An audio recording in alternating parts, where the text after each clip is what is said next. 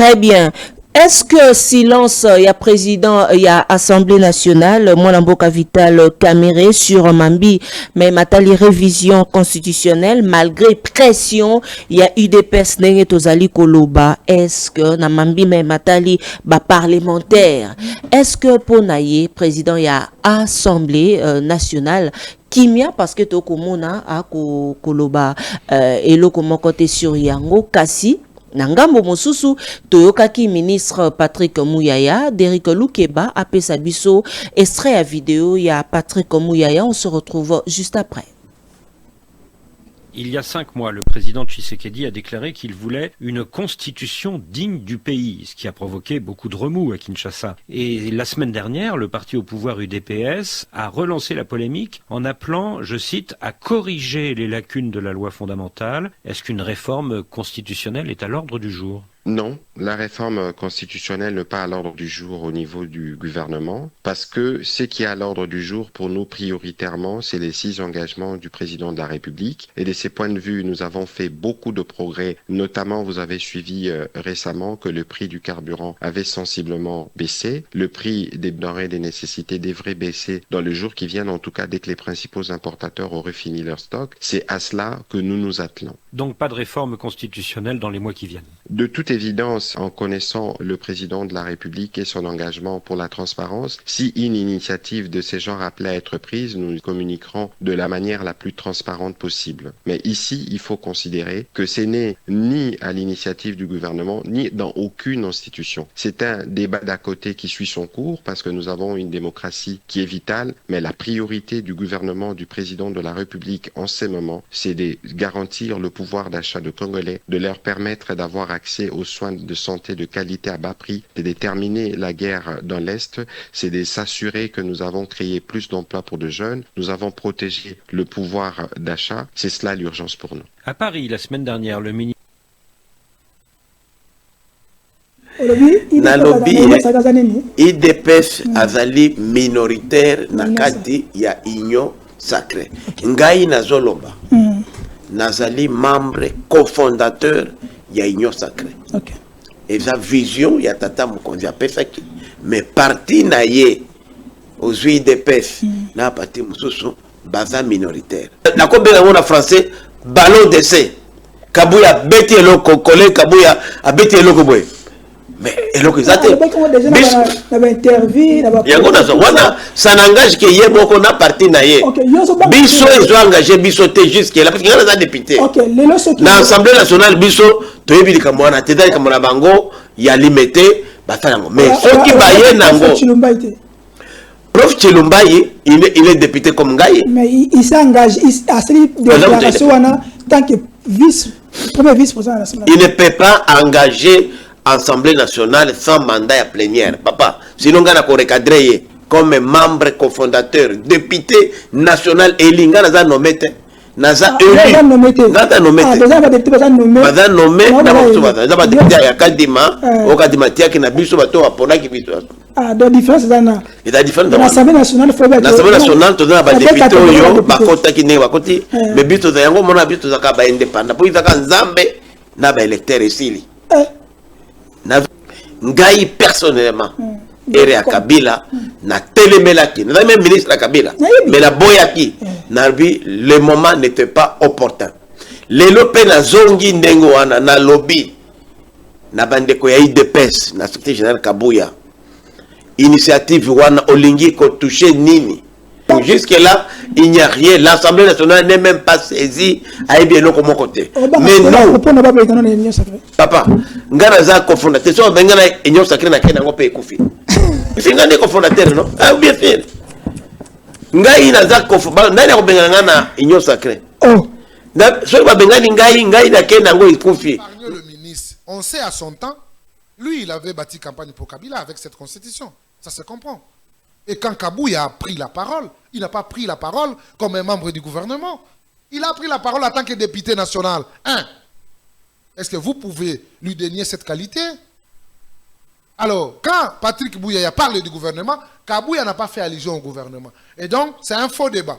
Il ne pouvait même pas répondre à ça parce que le gouvernement n'a pas inscrit ce point à l'ordre du jour et Kabouya a utilisé ses prérogatives. C'est des à côté. C'est des à côté, mais au niveau institutionnel, ce n'est pas à l'ordre du jour. Au niveau du gouvernement, c'est une douche froide pour nous. Quel institutionnel? C'est lui, c'est au gouvernement. Lui peut interdire à un député de ne pas parler. Il a parlé. Et c'est clair. Et vous avez compris. Si aujourd'hui vous engagez un débat, parce que vous avez compris ce que Kabouya avait parlé. Est-ce que Lilo, amenez vos débats scientifiques. Évitez-nous les porteurs de diplômes. On veut un débat scientifique et puis produisons-nous des éléments. Après cette sortie de Patrick Mouyaya, est-ce qu'on peut dire qu'il a complètement mis fin à ce débat? Ça ne nous concerne pas. C'est dire ne nous concerne pas. Ça le concerne lui-même. L'UDPS va continuer. Oh. Est-ce que nous sommes liés à Patrick Mouyaya? L'UDPS est lié à Patrick Mouyaya. Alors, les à côté, ça fait partie de la vitalité de la démocratie. Si c'est ça sa considération, nous lui concédons, il n'y a pas de problème. Mais au moins, le gouvernement s'est prononcé. Ah, le gouvernement ne s'est pas prononcé. Mais c'est une façon, il y a Kola, il s'est mis seulement manqué. Moi, je ne connais pas ça. Mais moi, je pense que la Constitution, elle n'est pas sainte. Nous avons lu les articles qui se contredisent entre toi et moi ici. Et c'est important. Il y a une suite. Moi, je ne parle pas. Aux États-Unis, un président fait 4 ans de mandat. Mais bilan, ça qu'on a comparé à eux. Mais le président de la République des États-Unis, il oublie, qui change la Constitution aux États-Unis. Ils ont un juge fort. Notre Constitution romano-germanique ici, on ne peut pas comparer avec les États-Unis. Non. Le président de la République, aussitôt élu, il est président, il a son vice-président, et le gouvernement se suit dans 48 heures. Ce n'est pas ici où nous prenons beaucoup de temps pour avoir un gouvernement. Non, c'est pas... Testament papa tikela biso za peuple d'abord. Ezali makamba constitution te total nan makamba kolia ya bana, kolia peuple congolais ensuite tokota makamba constitution. Ce n'est pas l'UDPS ou kota makamba kolia ya bana, c'est le gouvernement.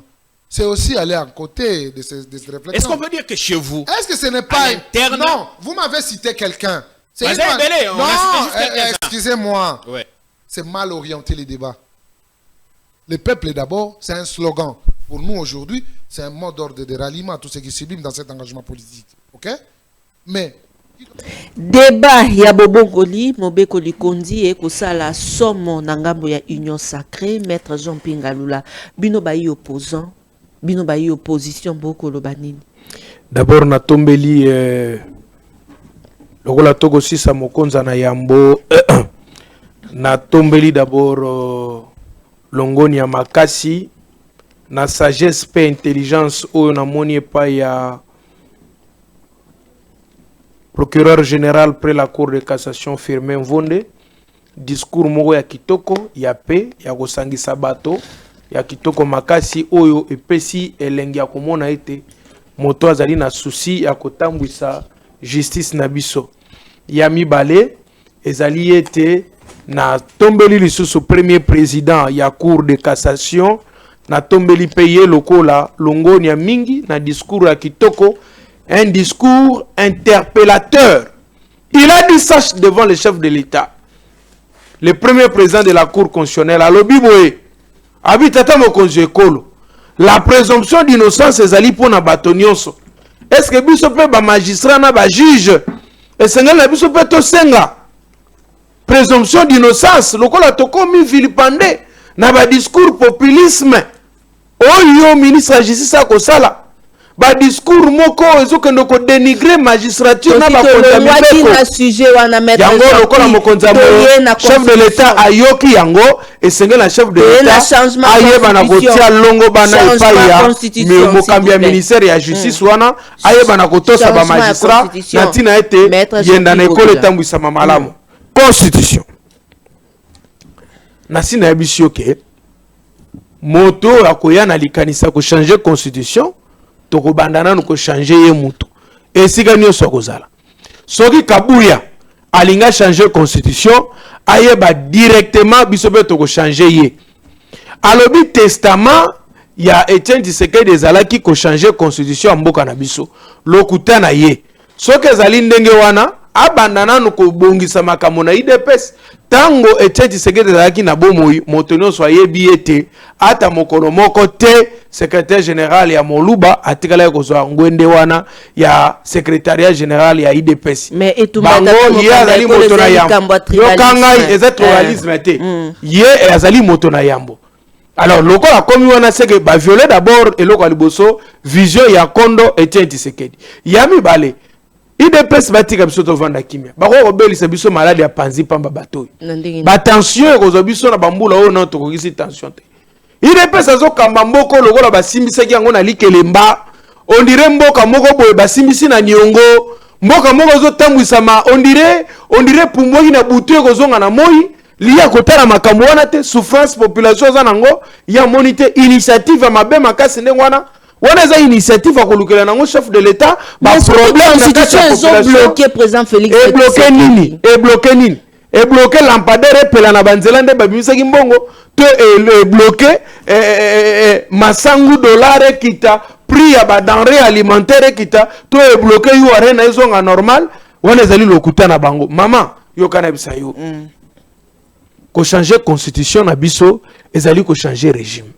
ba meki ko changer constitution peuple a ko changer bango na motu ya l'état alors wana ba s'assumer parce que tu ko comprendre tes dispositions légales nini et bloquer chef de l'état na sepela ka na ba journaliste pardon avant botu na biso motu na oyo bozwa nanu avis ya chef de l'état lorsque batuna kaye tango Kabila linga ka changer constitution ndenge chef de l'état lobaka ndenge biso to koloba bozo ndenge caméra lobaki ke soki ko changer constitution na mboka na biso bako tambola na bibembe ya ba congolais to na makila ya ba congolais bozo ka yango bozongisi sima botuni biso motuna pamba te o biso tozo loba lelo ezo bima lokolo loko na sika alors que bango balobaka yango bien avant biso e bango tango balobaka kutu bazaka na bango pe na kimia na yebi ke Vital Kamerhe kondima loko wana te beta gazo teponani na tielo boko na ngai. J'ai même ma mère coupé. Vital Kamerhe a kolinga yango ta ko telemela yango.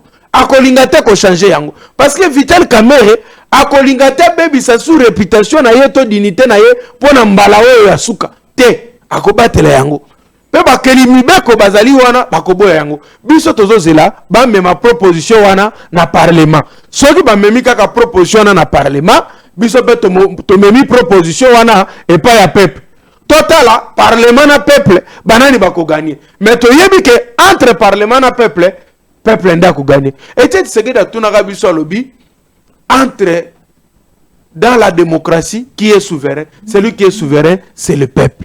Martin Fayoulou m'a dit a memi proposition ya monene ya kitoko au travers secrétaire général na biso.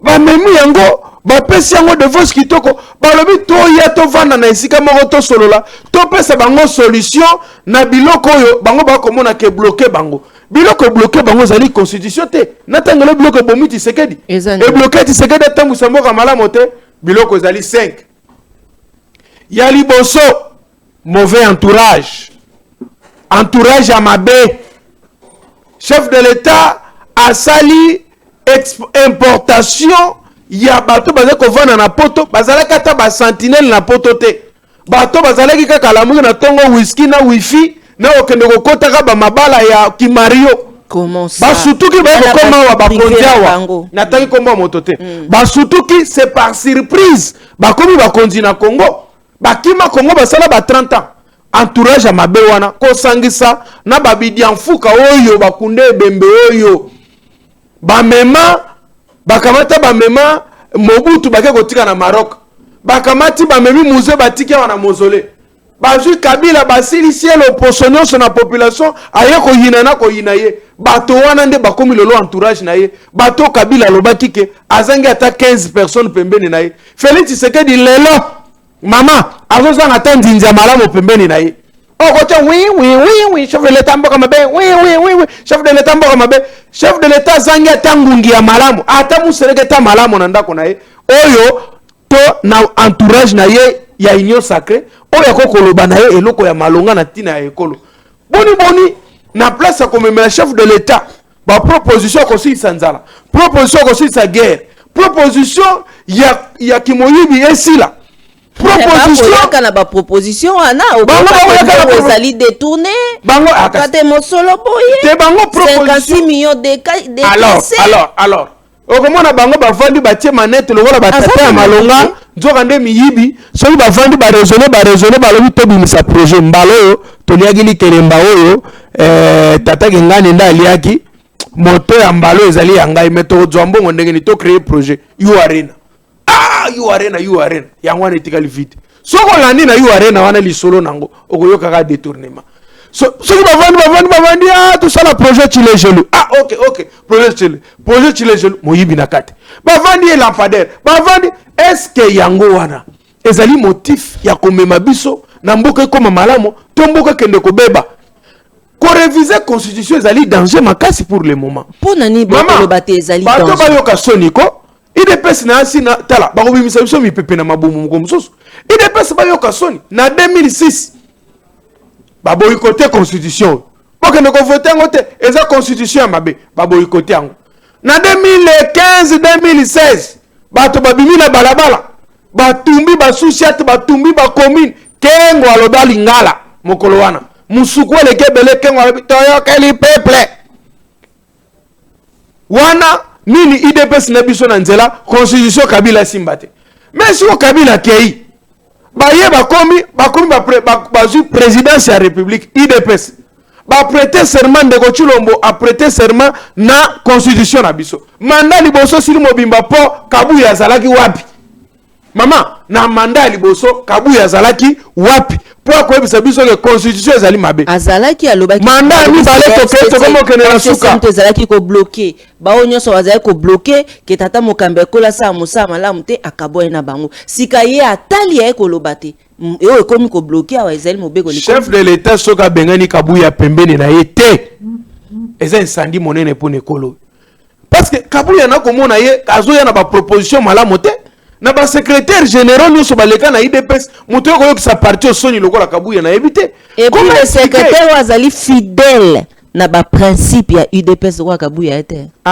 infidèle to fidèle na fidèle bon ça va tokai na mot fidèle parce que moi ngo pesa kitoko mingi tokai na mot fidèle il azali fidèle na ba principe ya parti na ya IDPS ba combattant tilelo boni atie na mosala ba ministère nyonso na maboko na bango bumba akomiao na kombo ya IDPS atie ba combattant combien na mosala ye motozo respecter IDPS koleka bato nyonso aye bisabiso ndeni ba komi des secrétaires généraux IDPS lelo za na ba secrétaires généraux mibale moko mutu atete alingaka kokende te si babengana ye na mososo pe normal ako yengana na ba terrain nyonso kende koloba biloba atiki siège kuna est-ce que bango pena na IDPS bazo aider chef de l'état constitution ba mandat ebele ba mais ba wana de baza mitema mabe batikali ko pesa ba combattre misala malonga te mama ba communicateur à union sacrée bango mususu ko mo tumba dendo na wileria mais communicateur à chef de l'état ayo tumba dendo akomi ko tumba dendo pas elengi mingi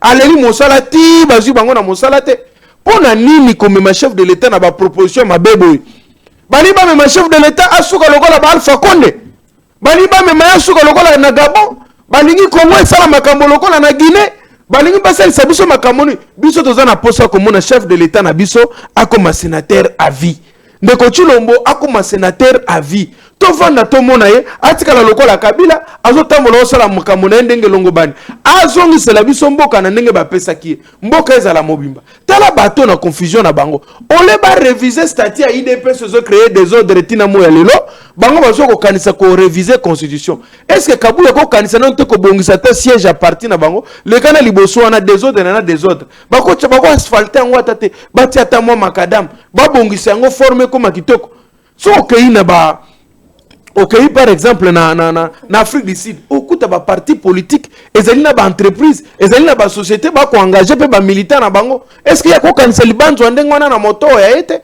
ye makanisi na ye ezaba umela na bokonzi ba umela pona ko sala nini to changer constitution na intérêt nini to changer constitution pour sala nini article nini zo bloquer bino ezalité non ndeko Kabuya yeba ete azo risquer mukolo mususu akoti parlement wana baningane ba député ba bengani balbini ndeko Kabuya yo kota te zo créer des ordres nekolo donc IDPS akokite ko kanisa Koya ko réviser constitution mboka na biso. Et moi j'appelle beaucoup plus les chefs de l'État. Chef de l'État, bato ba oti en erreur.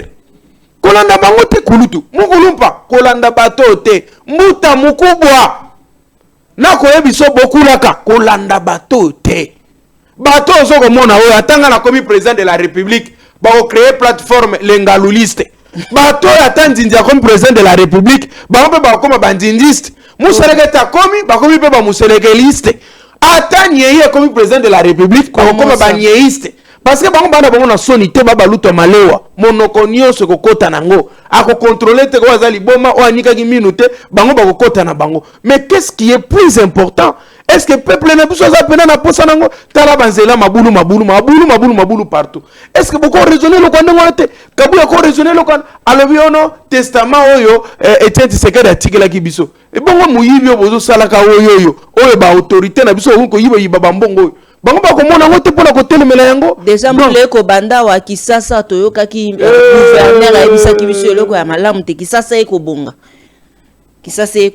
nalobi Kisasa nalobi bro ngai soko moniti lelo tension comme mateki takate mokolo na mona Bumba akoma gouverneur à ville à Kinshasa ndeko Bumba il na likanisi moko te ya malamu oyo Bumba esi a michouelé déjà bien avant na kata gestion ya ville à Kinshasa okomona partout ba komemaye azaka na altitude moko na ba réunion nyonso ya malamu oyo bakotala ke yepa zali wana toyebela ke neloko moko so caméra zo tambwisa caméra te so komika na yema eloko wana ebimi mama tala tawo ya lelo ka ke salemi so kotalika bazo filmer bato nyonso komona bazo so très concentré même chef de l'état akolanda discours akoningisa moto baninga nyonso bakobeta ta maboko yeso kotali mission se bandi kolemba Bumba lingala le omona pa alamuki Bumba lingala le pa alamuki biloko ndenge wana ezali scandale mais hier utaki na IDPS tala makambo yango na biso ba politicien congolais kolanda monokote nini sala kabiso banvuta kabiso ezalaka molimo mabezo kabiso to ya la kanini bakotio na bokonzi bondete na ko popola monoko na ko bete monoko ta okosutuka bakotianga na mosalabo na bani ko sala makambo mosusu est-ce que ezali envoûtement ezali koloka to manque ya volonté ya kokamba nango ekolo congolais ndenge baninga mosusu bakotangisa bana na bango po bakoma utile dans la société. Les intellectuels doivent chercher à résoudre les problèmes sérieux dans la société, apporter des solutions, des réformes mboka ebonga. Le contraire en République démocratique du Congo, intellectuels commis, faiseurs, créateurs de problèmes, commis, promoteurs, il y a des difficultés à fonctionnement et école na biso. Aïbi abimisi français, a détourné mbongo l'état abimisi français. Akoyi malade akei na poto mais alobi hôpital ya malamu batongi na Congo bongo yoke na poto kolukelo konini yango na koyebisa yo mama biso tokoloba na mokonzi mboka likambo etali constitution mukolo mpwani mema kokende kosimba biloko wana te. Chef de l'état, vous n'avez pas besoin pour mieux faire aller toucher à la constitution pour bien diriger ce pays. Pour sauver cette nation, vous n'avez pas l'intention d'aller toucher à la constitution. Même maintenant, un mois, il y a pas de volonté. Tu peux bouger les lignes. Ce n'est pas seulement toucher la constitution. Touche. Kabuya, ake kota molimo mabe ya bato, bazo linga kosimbisa chef de l'état touche. Bazo luka soulèvement populaire. Kabuya zo linga tia moto na ekolo. Kabuya zo luka ba marche aussi la kate banda ko salema. Kabuya zo linga ke loko tumbo la kanda ba population, to passe ya population abanda ko se comporter mabe. Kabuya zo tinda population na désobéissance civile, na ba propos na ba comportement na ye. Ezali malamu te. Proposition ya ko réviser constitution, chef de l'état ezali proposition ya mabe. Soki tembe tuna bato ovandi na bango bakoyebisa yo vérité. Soki ezalaki liseki botantaki na population boyeba ete po population na biso abombeli bino réaction o ekokokana na bozoba o bokolinga bosala. Merci beaucoup maître Jean Pingalula. La RDC n'est pas en mesure d'apporter comme elle le souhaite sa contribution au développement de l'intelligence artificielle à cause de l'agression, du pillage et de l'exploitation illégale de ces ressources naturelles dont elle est l'objet de la part de certains pays voisins, en particulier le Rwanda. Wana maloba, il y a président, il y a Sénat, Mwanamboka Sama Lukonde na 149e Assemblée de l'Union interparlementaire na Genève. Point de vue na Mwanamboka Jean-Pierre. Sama Lukonde ngalanda makamnete. Oh. Na yebiso na kombo nzambe na koleksango nganangola na Sama Lukonde te. Pourquoi? Sama Lukonde na landai halubini. Halubi mboka na biso de tala makambu yake kolo. Sama Lukonde akomi ko chaba incendie na mboka. Est-ce que okende discours nezo zala mingi malonga te? Tala tango azala kia. Bato ba sepeli congrès tozonga ba député bazonga mosala ba teli yangani ba che malongi monene ba pese parole ono botongela Sénat siège. Est-ce que ezalaki normal eloko ndengwa tala kuna makambo ya zokende kolo développement ya ekolo na biso ezali bloqué na makambo ba réseaux sociaux na développement ya nino kolona masangu ya zalaki premier ministre pono ko kamata mbuma masangu ko dindisa na mabele il faut nouvelle technologie azali premier ministre moko ya yambo sous gouvernement na ye pays na biso connaître mo yibi ya mbongo détournement na niveau ezalaka te ye na bokamba minaye donc biso na ba réaction na ye tokoloba ete ye nano aya nano ko pesa biso bilan na ye ya ndenga zalaki premier ministre o esali ke akende ko koma président ya Sénat biso tokbanza ka ete mokolo opposition ekozwaka pouvoir na mboka oyo oyebi biloko aliboso tokoboma Sénat tobomi yango aussitôt devenu président de la République ata ministre na mboka oyo ngai Jean-Pierre eloko aliboso proposition de loi na keiba boma eloko aliboso Sénat yami balé assemblée provinciale yami sato poste à maman premier ministre Totia ta vice-président oui yami nei ba vice-ministre nyonso babanda ko existera lisusu te. Pourquoi? Mais tala mama tozana ministre national tozana vice-ministre tozana secrétariat général o nini ministre national azana vice nae oyo kozwa ministre provincial na cabinet na elongo oyo kozwa secrétariat général ya même ministère tala mbongo l'état ndenge liama inutilement alors ngai na komi ministre eloko aliboso vice ministre koi soit soki tokozala na ministre provincial alors vice ministre akoya soit totikali na vice ministre ministre provincial akoyi comme ça vice ministre abana kosala ka office ya ministre ya intérieur soki na komi lelo o ministre na katia ekolo na biso Congo oyo bakashoni so mabe ekangami mokolo kaka na komi ya mibale bakoko kanga moto te bakoke filmer lokola lokala botie moto kraka d'abord moto aza déjà na katia mutuka et si bokangi ba porte s'il vous plaît danger ni ezalaki ko garder sous kraka yango ba bengi torture ezali ko réserver na moto traitement inhumain la nini bokangi Patrick Lokala akoti déjà na katia motoka me botike na kraka pona nini Maria Tumba bakangi babandi ko filmer na sa jeep na pona kotala mukadi na ye oyo service à l'état ndengeni intérêt ni ezalaki ya kokende kozwa téléphone komikitisa lokola mwana moke pona koluka komona mukadi eza ya couleur ni kozo siko Patrick Lokala esi bokangi botie na kata motoka bamami esusu kraka ça c'est un traitement inhumain. Est-ce que biloko ndengo na yali malamu na kata ekolo na biso yali malamu te tango tozolo ba makambo na ekolo est-ce que Sama Lukonde ya ko kofungola sungo no kona te avant na Sénat ezali blanchissement avant na kuna likambo te mais mokolo yo opposition kozwa bokondi tokolandela makambo nyonso tokolandela gestion ya moto na moto ata chef du quartier tokolandela gestion na yo tokolandela yo batia na moto na bango tokolandela yango naso sala sililo bananga nanu to sisi émission te parce que tolingi tozwa mwana mboka moko ya bayiba pandisango ya kala pe journaliste Zakari Baba Baswe asalaki une vidéo asatakaki na bayi politiki entre autres aussi atangaki pe kombo ya mwana mboka Jacques Ndala na kati ya vidéo yango et Jacques Ndala à répondre Zakari Baba Baswe par rapport ya ndenge accusaki eke ba ko sala jeu ya l'état Moïni. Suivez. Bande Konanga, voici ce que je suis venu vous dire. Binemi Ambo Kanabiso ne désarme pas. Kagame a plus de 50 000 personnes qui travaillent dans une sorte d'armée numérique avec l'intelligence artificielle. Et ils utilisent les Congolais pour passer certains messages. Mais heureusement, Dieu merci, même si nous n'avons pas encore atteint la perfection, nous avons ici chez nous, le président a créé ce qu'il appelle le Conseil national de cyberdéfense.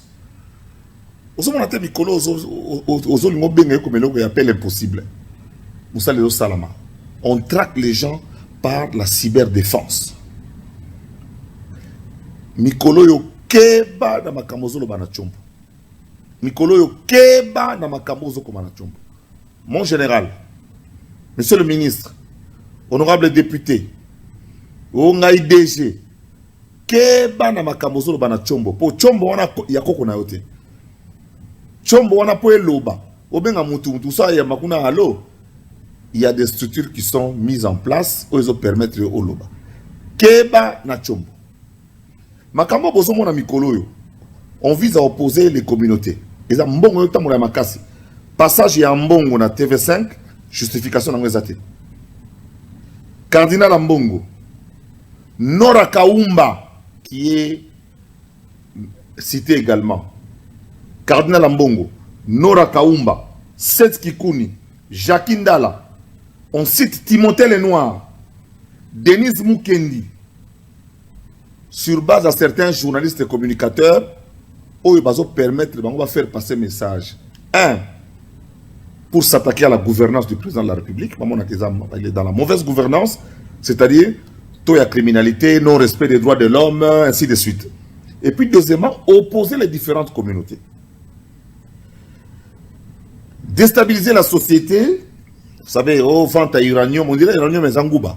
Uranium, ça ne se vend pas sur la place publique comme ça. Et puis, botier Boukas, Claude Boukassa, Moïse Katumbi, botier bateau, botangi, Fifi Masuka, oh, bateka uranium, mango, basa bateau, bako vendre la place Moroté. Donc, basa bateau, d'office, bako sololaté. Les services ont montré que ces gens-là ne sont pas en contact et par conséquent, c'est du mensonge aux Oluka, aux dénoncés aux Adouk. Donc, comme il passe, France, si on n'a pas auto-changé ma solo, donc, et puis en même temps, opposer les différents services. Les différents services qui s'occupent des renseignements. Le CNS, Conseil national de sécurité, CNC, Conseil national de cyberdéfense, ANER, DEMIAP, base à la carte à l'OING, la carte opposition. Pour déstabiliser, et puis, autre objectif que j'ai noté, il faut attaquer le président sur la bonne gouvernance dans l'Obélian. Que le président a dirigé ce soutien, alors que c'est faux. Tu sais bien que nous avons préparé déstabilisation en Bokanabiso. Na kokota na bosindo penate. Leo na bika wa Swahili jambo hili. Baba mama vijana jambo hili. Kwa baba chulu hata mama mimi ni baso mimi ni abuni. Kwa weta Kikongo bafanya visa.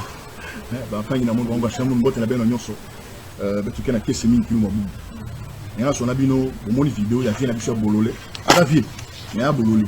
Apena vie mkolo mais nous sommes respectés. Nga sali politique au fin à tout.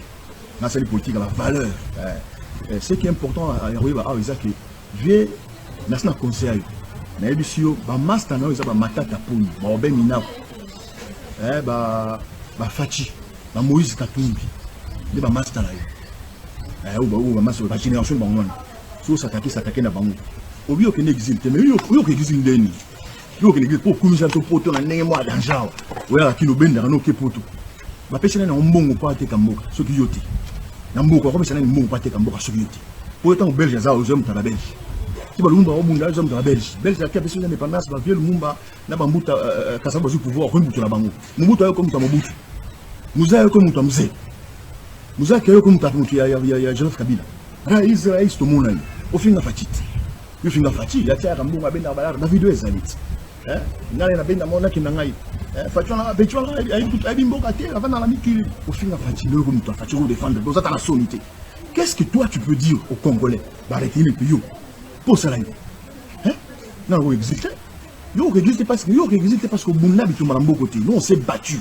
Moi j'ai construit ce petit nom là Jacques Ndala je l'ai construit dans les médias bandana il peint en autant ba étudiant ba master na mes collègues étudiants ba camarade ba benga ngai Lumumba pourquoi ba lo baraté et belé ba lo baraté ba yebi Lumumba je me battais pour la communauté estudiantine.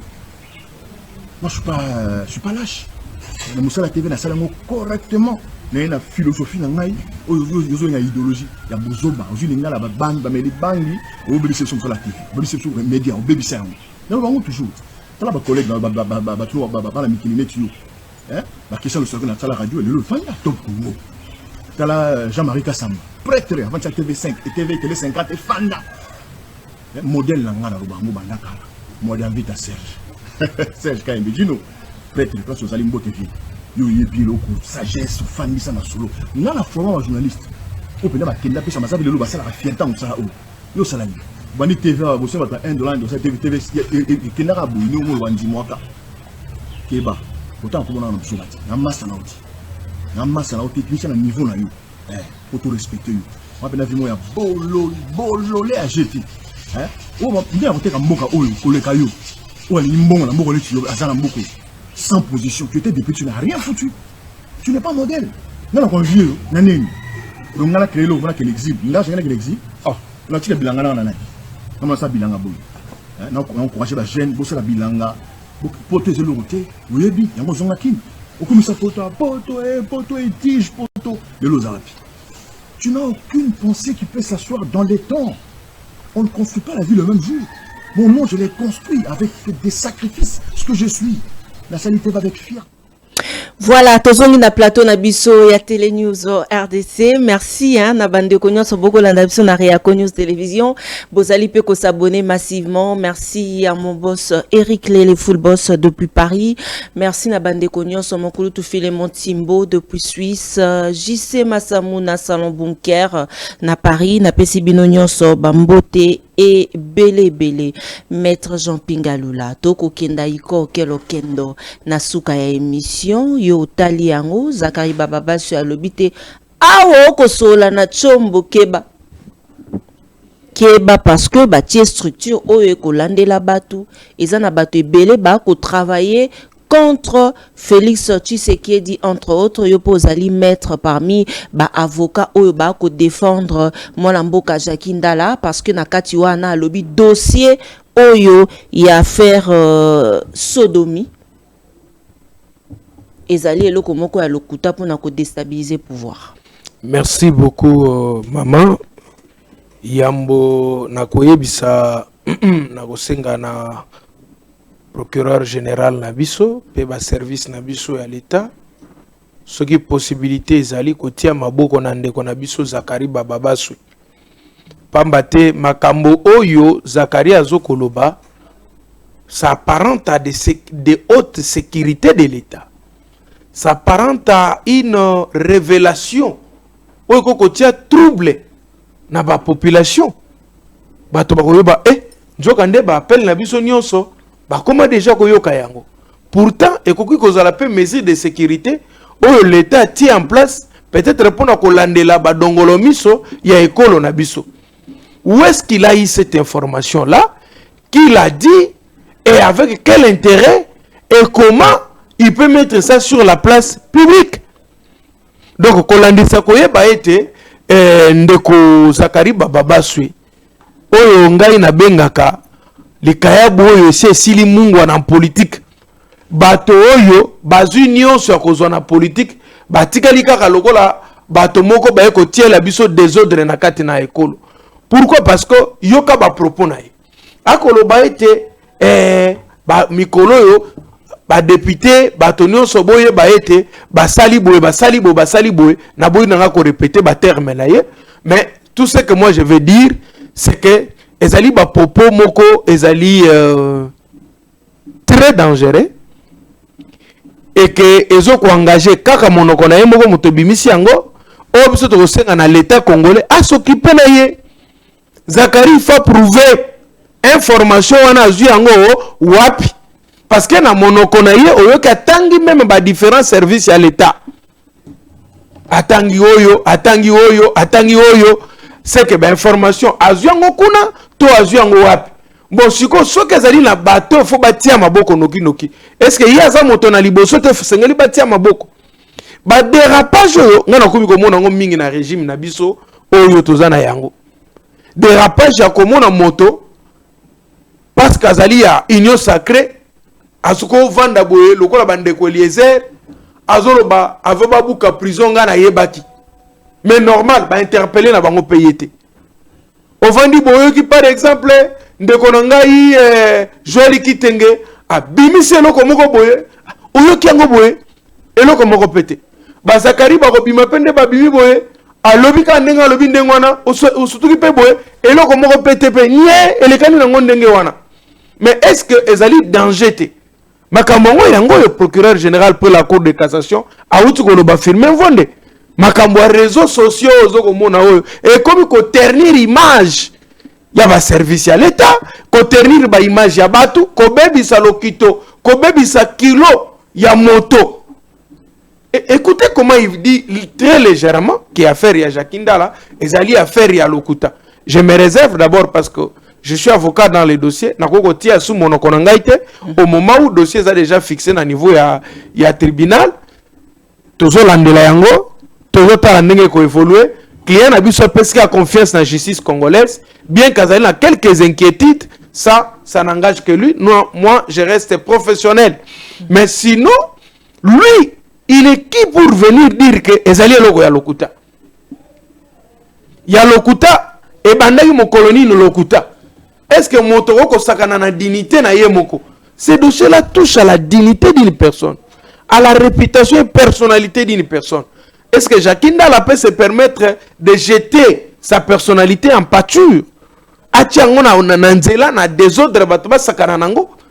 Quand il dit que Bazouaki est na Sima. Sima wana, vous voyez si on dit ça à Lingala, qu'est-ce que ça peut donner? Hein? Est-ce que l'acte là, si on autour le bangon à Lingala, bah ça là qui Jakindala et loko boye, na Sima na ye boye, na Lingala ya malam. Tu vois comment ça peut sonner. Mais cette histoire-là, quelqu'un qui est père de famille, mobali ya moto, moi na famille moko, qui est connu, célébrité,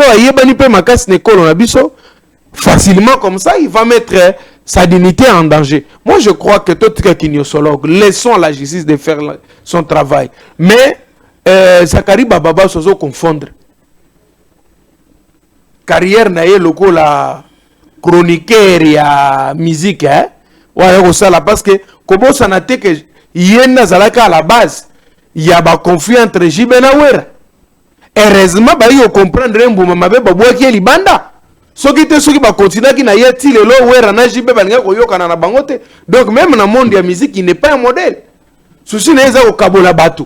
Kotia batu, il vit dans les conflits. Lorsque wera na jibe bazaki en conflit, ndesika to yebelaki Zakari Bababa. Mais émission polémique générale. Polémique, c'était une émission qui commençait avec un ton de la voyoucratie.